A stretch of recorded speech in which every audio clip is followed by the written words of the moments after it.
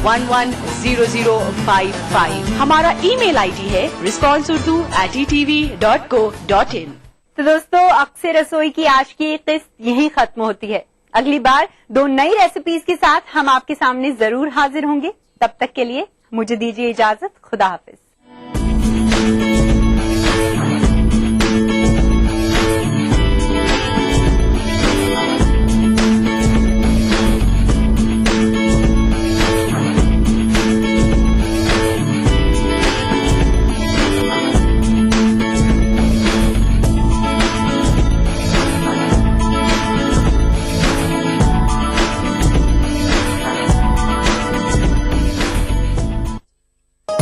इस प्रोग्राम को पेश करने में ताउन किया बांगर सीमेंट, सस्ता नहीं सबसे अच्छा।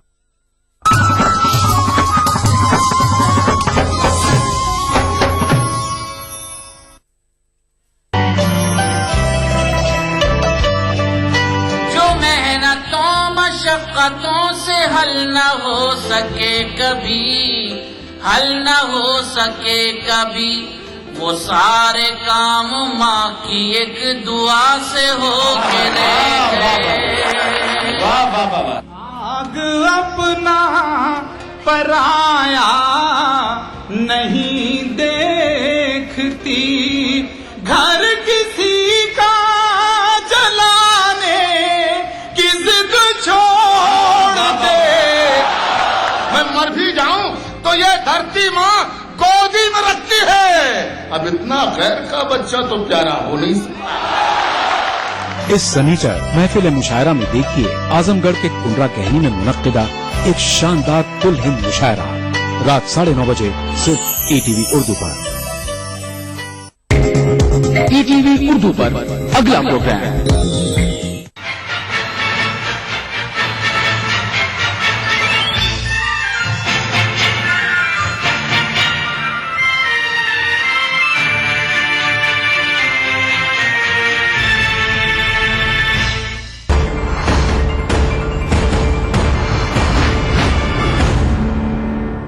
नमस्कार, मैं हूं हरिशंकर व्यास। सेंट्रल हॉल में आपका स्वागत है।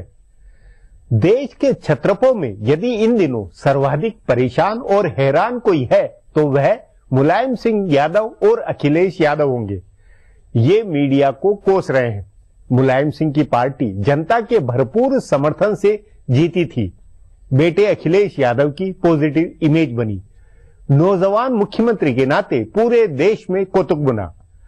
मुस्लिम यादव वोटों के पुख्ता समीकरण पर मुलायम सिंह ने आगामी लोकसभा चुनाव का हिसाब बनाया। वह अनुमान, ख्वाब और सारी गुडविल फिलहाल खतरे में है। मुजफ्फरनगर के दंगों के साथ कुछ ऐसी घटनाएं हुई है, कुछ ऐसी बात हुई कि पूरे देश में यह बदनामी है कि एक तरफ ठंड से दंगा पीड़ितों का कैंपों में जीना बेहाल है तो दूसरी ओर सफाई में नाच गाना हुआ। संदेह नहीं है कि टीवी चैनलों ने ज्यादती की।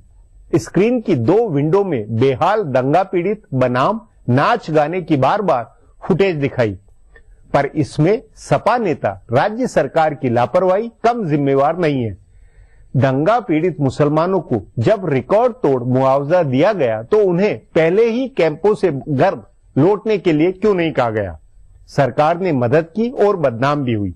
आज इस पर चर्चा है, मगर उससे पहले सुर्खियां और राजकाज है। शुरुआत सत्ता गलियारों की गपशप से करते हैं।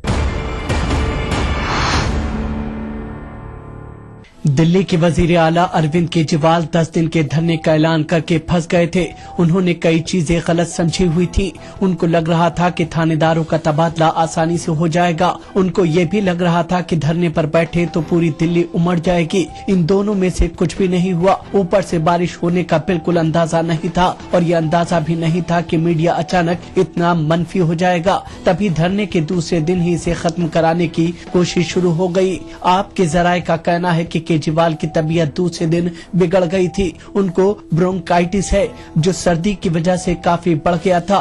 इस हवाले से योगेंद्र यादव ने लेफ्टिनेंट गवर्नर नजीब जंग से मुलाकात की। फिर जंग ने कांग्रेसी लीडरान से बातचीत की और उसके फौरन बाद पुलिस कमिश्नर BS बस्सी, मरकजी वजीर दाखिला सुशील कुमार शिंदे से मिलने गए। शिंदे पुलिस के खिलाफ कोई कार्रवाई नहीं करना चाहते थे, लेकिन वो ये भी चाहते थे कि यौम जमहूरिया की परेड की फुल ड्रेस रिहर्सल से पहले धरना खत्म हो जाए। जराये के मुताबिक बस्सी ने भी पुलिस अफसरान पर कार्रवाई से इनकार किया था, लेकिन हालात को देखकर उन्होंने कांग्रेस के नजदीकी एक साबिक पुलिस कमिश्नर जो इन दिनों एक बड़े आईनी ओहदे पर फायज हैं, उनसे बातचीत की। इसमें तय हुए कि केजरीवाल के बताए हुए एक अफसर को छुट्टी पर भेजा जाएगा। इसके लिए मालवीय नगर के SHO को मुंतखब किया गया जो पीर को ही मेडिकल लीव पर चले गए थे। पहाड़गंज के PCR इंचार्ज को छुट्टी पर भेजने के लिए खुद बस्सी ने मुंतखब किया, क्योंकि यह मामला डेनमार्क के खातून के साथ हुई आबरूरेजी से जुड़ा हुआ था। यानी केजरीवाल 4 अफसरान की मुअत्तली चाहते थे,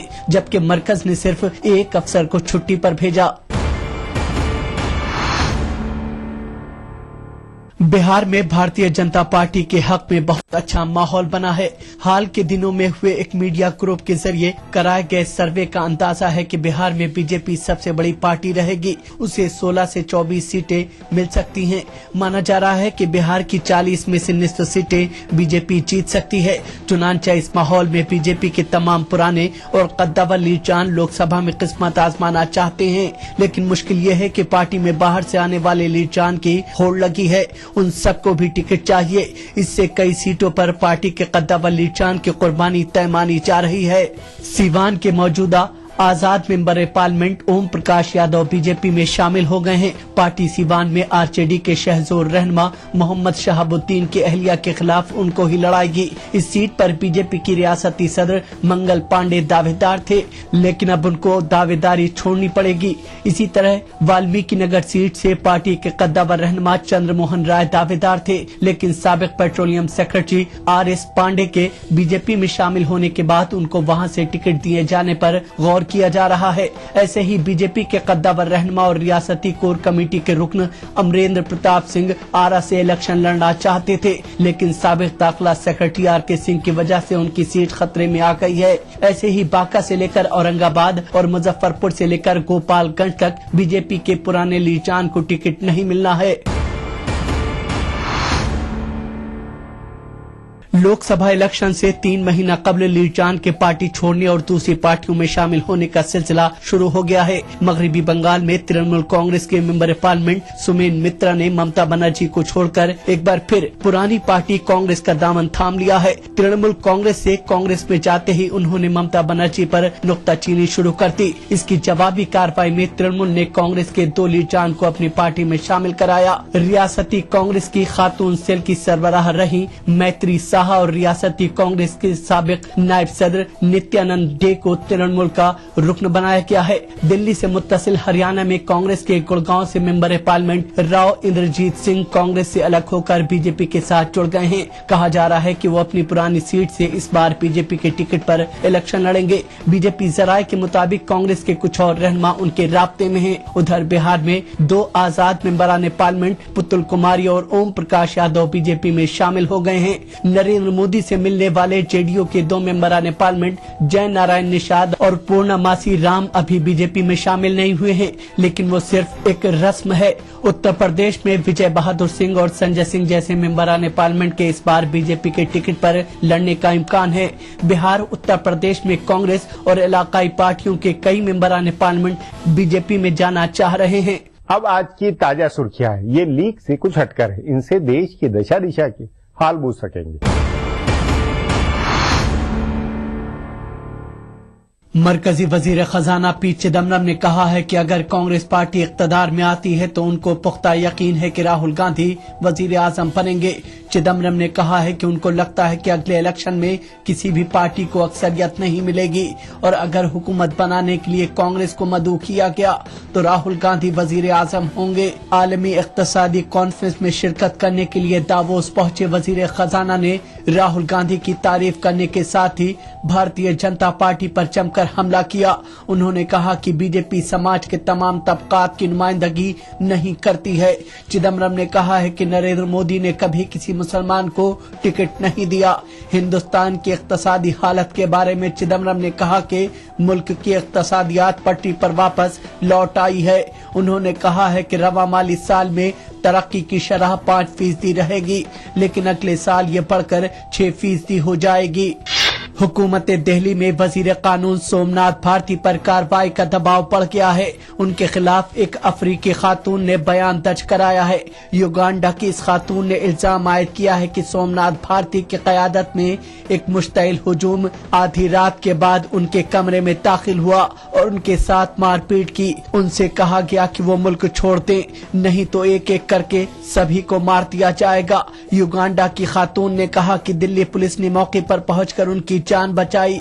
उस खातून ने कहा कि जिस शख्स की क़यादत में हुजूम उनके कमरे में दाखिल हुआ था, उसे उसने अगले दिन टेलीविजन चैनल पर देखा और तब पता चला कि उनका नाम सोमनाथ भारती है और वो दिल्ली के वजीर कानून हैं। इस बीच मुल्क के 40 एकेडमिक दानिश्वरों और हुकूक इंसानी से जुड़े कारकुनान ने वजीर आला अरविंद केजरीवाल को एक खत लिखा है, जिसमें उनसे सोमनाथ भारती को हटाए जाने के लिए कहा गया है। हुकूक इंसानी से जुड़े कारकुनान ने वीडियो टेप के तौर पर सबूत भेजा है, जिसमें सोमनाथ भारती तमाम अफ्रीकी शहरियों को जिनसी तिजारत और नशे के कारोबार में शामिल बता रहे हैं।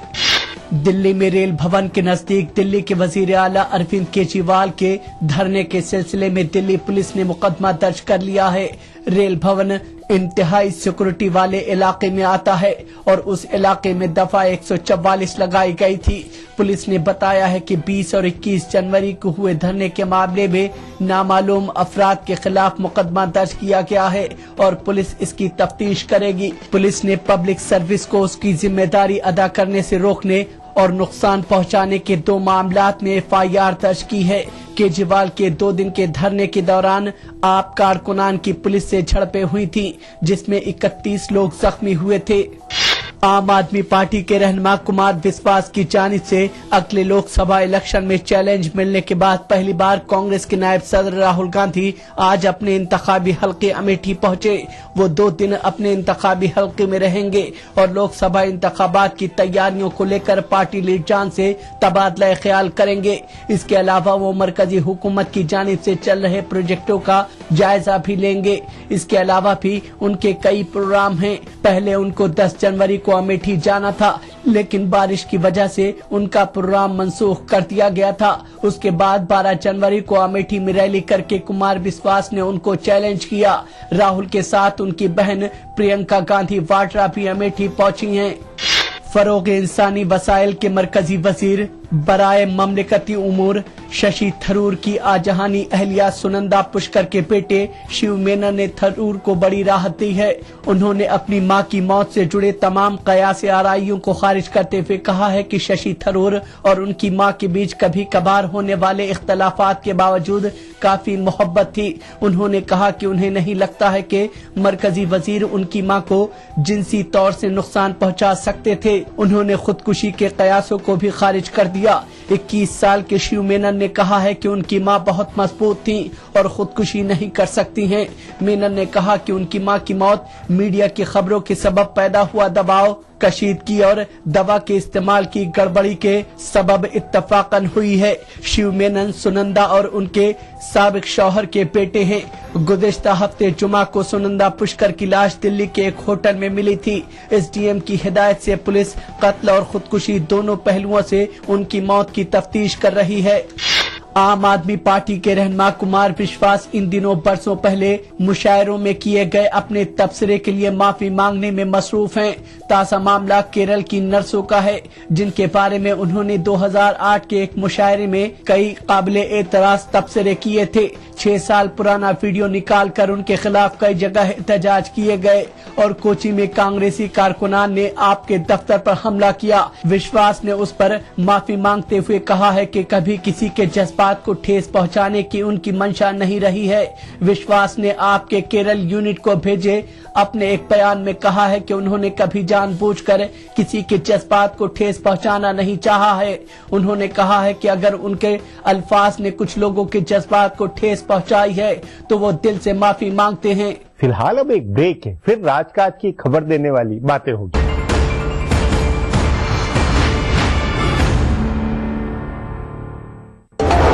हिंदुस्तान के मुसलमान एक हो जाएं, किसी एक इशू के ऊपर एक हो जाएं और उनकी आवाज को बुलंद किया जा सके, यानी मुस्लिम क़यादत का फुकदान जो है वो कहीं ना कहीं है। आप मानते हैं इस बात? एक हिंदुस्तान में जो इशू बना मुस्लिम्स में कि whether you are for Pakistan और यू आर अगेंस्ट पाकिस्तान, तो हर आदमी उसके साथ आइडेंटिफाई हो गया और उसी से क़यादत उभरती चली गई। मुस्लिम लीडरशिप का जो कहीं ना कहीं फुकदान है या कमी है, ये वाकई इससे जो है लोगों को परेशान होने वाली बात है, खासतौर से मुस्लिम तबके को। मुसलमानों की लीडरशिप की बात की जाती है तो या तो मुलायम सिंह यादव की तरफ नजर जाती है, लालू प्रसाद यादव की तरफ नजर जाती है, या दूसरे जो लोग हैं उनकी तरफ जाती है। मुसलमान के नाम पर मुस्लिम कायद आज नहीं है। न सिर्फ मुस्लिम तबके में बल्कि दूसरे जो बिरादरियां हैं उनमें भी, या फिर जो दूसरे लोग हैं उनमें भी जो है कोई कायद नहीं है। जो लोग सियासी पार्टियों में मौजूद हैं वो सिर्फ अपने बॉसेस को खुश करने की बात करते हैं। हिंदुस्तान में मुस्लिम क़यादत का फुकदान। देखिए प्रोग्राम हमारे मसाइल जुमे की रात 8 बजे और इतवार दोपहर 2:30 बजे सिर्फ ETV उर्दू पर। मुल्क जा खुसरो चे खुसरो। हजरत अमीर खुसरो को खिराज अकीदत। हैदराबाद में मुनक्किदा जश्न खुसरो जल्द आ रहा है सिर्फ ETV उर्दू पर। दुनिया अपडेट खबरों का नया और अनूठा शो, जिसमें हम आपको दिखाएंगे दुनिया की अहम खबरें और करेंगे उनका तज्जिया। जानेंगे दुनिया की अहम घटनाओं का भारत पर क्या होगा असर। दिखाएंगे ग्लैमर जगत का हाल और तेज खबरों में देखेंगे क्या कुछ हुआ पूरी दुनिया में बीते हफ्ते के दौरान। तो देखना न भूले दुनिया अपडेट हर रविवार शाम 6 बजे ETV उर्दू पर।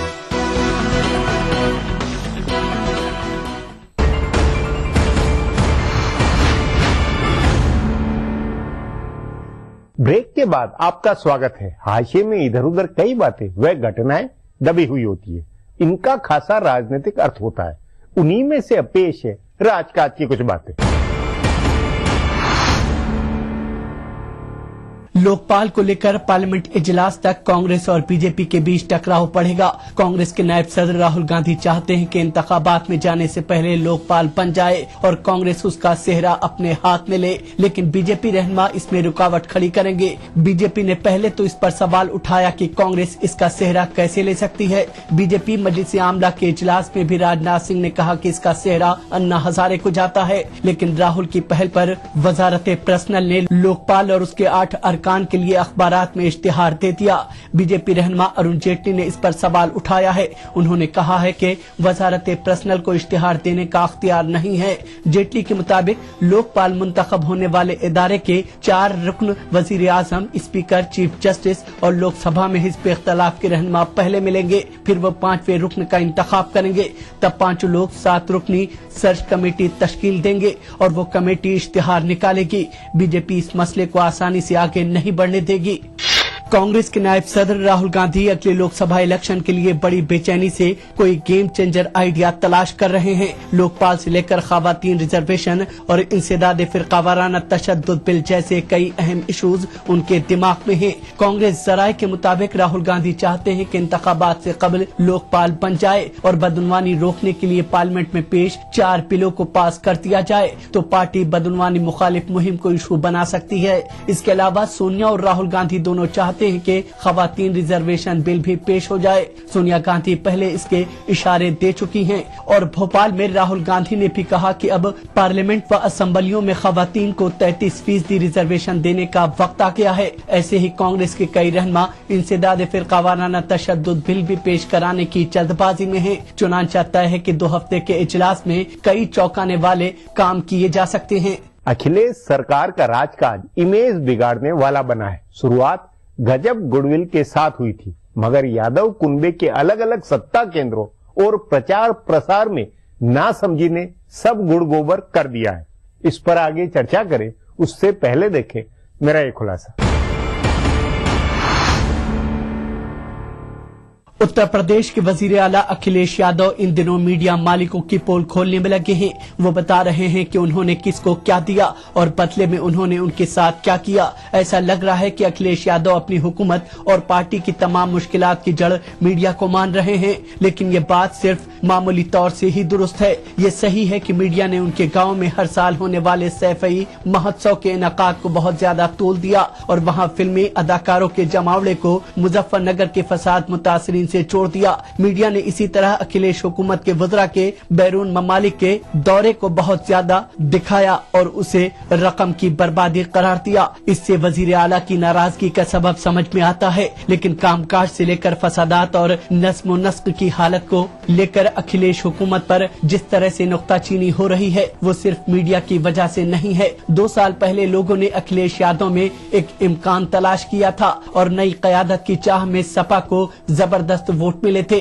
मुकम्मल अक्सरियत का एहतराम करते हुए मुलायम सिंह यादव ने जब अपने बेटे को वजीर आला बनाया तो सबने उनसे बड़ी उम्मीदें वाबस्ता की। उन्होंने जिस तरह इलेक्शन से पहले शहजोर रहनुमा टीपी यादव को सपा में शामिल होने से रोका था, उससे भी लोगों को लगा था कि अखिलेश कुछ करिश्मा करेंगे, लेकिन 2 साल के बाद हालात ढाक के 3 पात वाले ही हैं। यही सबब है कि मुलायम सिंह यादव और अखिलेश यादव दोनों परेशान हैं। वजीर आला और वज़रा के कोई भी बैरून मुल्क दौरे के बाद भी किसी तरह का कोई सरमाया नहीं आया है। तरक्की का कोई नया प्रोजेक्ट शुरू नहीं हुआ है। गुज़िश्ता 2 साल में छोटे बड़े 100 फिरकावाराना फसादात हो चुके हैं और नस्ब नस्क की हालत ऐसी बिगड़ी है कि प्रतापगढ़ के कुंडा में डीएसपी की पीट कर बेरहमी से कत्ल कर दिया गया। रियासत में लगभग बदअमनी जैसे हालात हैं। तमाम कोशिश के बावजूद मुलायम सिंह और अखिलेश अपनी पार्टी के लिए जान और कारकुनान को काबू में नहीं कर पाए। गुज़िश्ता 1 हफ्ते में कम से कम 3 जगह टोल बूथ पर सपा लीचान के मारपीट की खबरें सामने आई। रियासती हुकूमत ने जिस तरह मुजफ्फरनगर फसादात को हैंडल किया वो भी हैरान करने वाला है। फसादात पर फौरी तौर पर काबू पाने की कोशिश नहीं हुई और उसके बाद रियासती हुकूमत ऐसा भरोसा नहीं बना पाए कि लोग नकले मकानी न करें। जब लोग नकले मकानी कर गए तो रियासती हुकूमत इमदादी कैंपों का मैनेजमेंट नहीं कर सकी। फसाद मुतासरीन को मुआवजा दे दिया गया, लेकिन बाज़ाबातकारी कैसे होगी? वो कैंपों में रहेंगे या उन्हें नई जगह बसाया जाएगा या वो गांव वापस लौटेंगे? इस बारे में रियासती हुकूमत ने पुख्ता तौर पर कुछ भी तय नहीं किया है। अखिलेश यादव की अपनी ख्वाहिश पर कोई सवाल नहीं उठाया जाए तब भी एक हकीकत ये है कि वो राजकाज के फैसले नहीं कर पा रहे हैं। उनके वालिद मुलायम सिंह यादव और उनके साथ दहाइयों से सियासत करने वाले बुजुर्ग लीचान ने क़यादत अपने हाथ में रखी है और वो बिल्कुल रवायती अंदाज में सियासत कर रहे हैं। अखिलेश सिर्फ हुकूमत का मखौटा बनकर रह गए दिख रहे हैं और इस वजह से लोकसभा इलेक्शन से पहले सपा या अखिलेश के तय पना सद्भाव लगभग खत्म हो गया है। अब एक ब्रेक है, उसके बाद अखिलेश सरकार पर चर्चा करेंगे।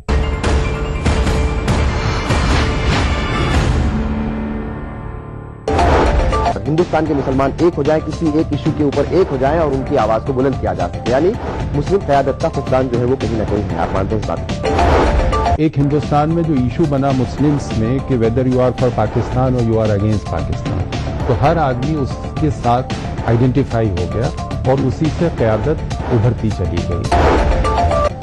मुस्लिम लीडरशिप का जो कहीं ना कहीं फुकदान है या कमी है, ये वाकई इससे जो है लोगों को परेशान होने वाली बात है, खासतौर से मुस्लिम तबके। मुसलमानों की लीडरशिप की बात की जाती है तो या तो मुलायम सिंह यादव की तरफ नजर जाती है, लालू प्रसाद यादव की तरफ नजर जाती है या दूसरे जो लोग हैं उनकी तरफ जाती है। मुसलमान के नाम पर मुस्लिम कायद आज नहीं है।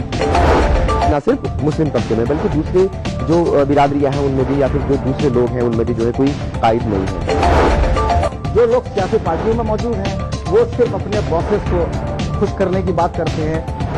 हिंदुस्तान में मुस्लिम क़यादत का फुकदान। देखिए प्रोग्राम हमारे मसाइल जुमे की रात 8 बजे और इतवार दोपहर 2:30 बजे सिर्फ ETV उर्दू पर। मुल्क जा खुसरो चे खुसरो।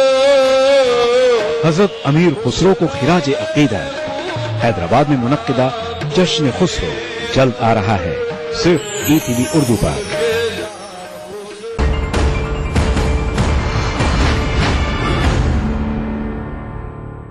बदले वक्त में सरकार के लिए मीडिया प्रबंधन कितना जरूरी हो गया है, इसे अखिलेश सरकार की मौजूदा दुर्दशा से समझा जा सकता है। अखिलेश यादव की कई खूबियां हैं। वे संस्कार व्यवहार में अलग अच्छी छाप छोड़ते हैं, लेकिन बतौर मुख्यमंत्री वे पिता और चाचाओं की छाया से दबे हुए हैं। इस पर चर्चा के लिए आज मेरे साथ वरिष्ठ पत्रकार अनिल बंसल है।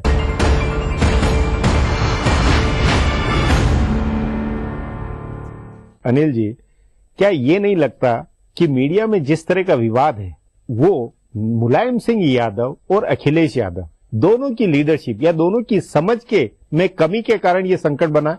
देखिए ब्यास जी, समझ में कमी कहें इसको या मैं एक तरह का दम्भ भी कह सकता हूं। जब आप सत्ता में आते हैं तो 5 साल आपको लगता है मेरे पास गारंटी है और इसको बाद में हम देख लेंगे, अभी तो काफी समय बचा हुआ है। तो लेकिन जो ये शिविर है, अगर आप शिविर की बात करो, मीडिया ने भी इसमें अतिरेक किया है, ऐसा नहीं है। मतलब मीडिया ने भी दोनों, जिस तरह विंडोज के अंदर दोनों चीजें दिखा के जो तुलना की बार बार रिपीट करके। अब ये जो दंगा हुआ था कितने समय पहले हुआ था, इसको 3-4 महीने हो गए। अब वो लोग अगर वहां रुके हुए हैं, सरकार उनको कह रही दूसरी जगह जाइए तो पैसा ले लीजिए, अगर नहीं जा रहे हम वहां सुरक्षा के साथ आपको दे रहे हैं। आईजी पैसा तो पहले दे दिया था, नहीं दिया पैसा 90 करोड़ रुपया उनको राहत में, जो शिविर में शरणार्थी रहते हैं उनको 90 करोड़ रुपया राज्य सरकार ने ऑफिशियल खर्च किया है, उनको खाने पीने का बंदोबस्त किया है। वही उनको खर्च करने के साथ वापस घर लौटाने की व्यवस्था उसी समय क्यों नहीं की प्रशासन ने? नहीं, आप फोर्सफुली तो किसी को जबरदस्ती नहीं भेज सकते, फिर उसमें राजनीति भी होती है, उनके नेता भी निकल आते हैं जो अपना सरकार के साथ सौदेबाजी करते हैं। देखिए इमाम बुखारी की अलग है मामला, जो तौफीक रजा है उनका अलग मामला है। तो मुस्लिम लीडरशिप जो है वो कहीं ना कहीं समाजवादी पार्टी के नेताओं को ब्लैकमेल भी करती रही है, तरह तरह के उनमें नेतृत्व है, उनके अपने अपने एजेंडा हैं। तो ये बात जरूर है कि जो समाजवादी पार्टी का नेतृत्व है उसने इसमें ढिलाई बरती,